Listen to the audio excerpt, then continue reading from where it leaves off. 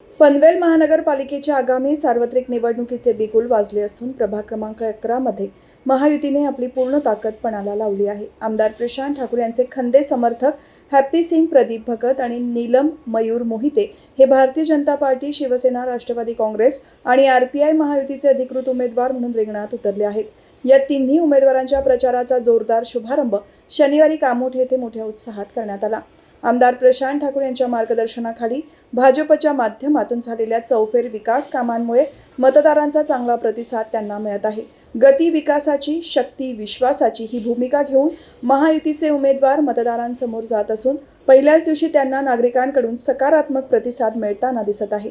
Happy Singh, Neelam Mohite आणि प्रदीप भगत हे तिन्ही उमेदवार सामाजिक कार्यात नेहमीच अग्रेसर राहिले असून सर्वसामान्यांच्या अडीअडचणींना धावून जाणारे नेतृत्व म्हणून त्यांची प्रभागात मोठी ओळख आहे।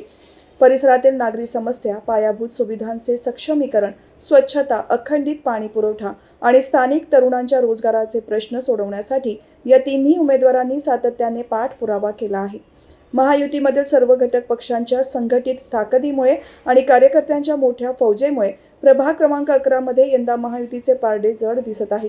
विकासाच्या मुद्द्यावर निवडणूक लढवत असलेले हे तिन्ही उमेदवार विजय संपादन करतील असा विश्वास यावेळी उपस्थित पदाधिकारी आणि कार्यकर्त्यांनी व्यक्त केला।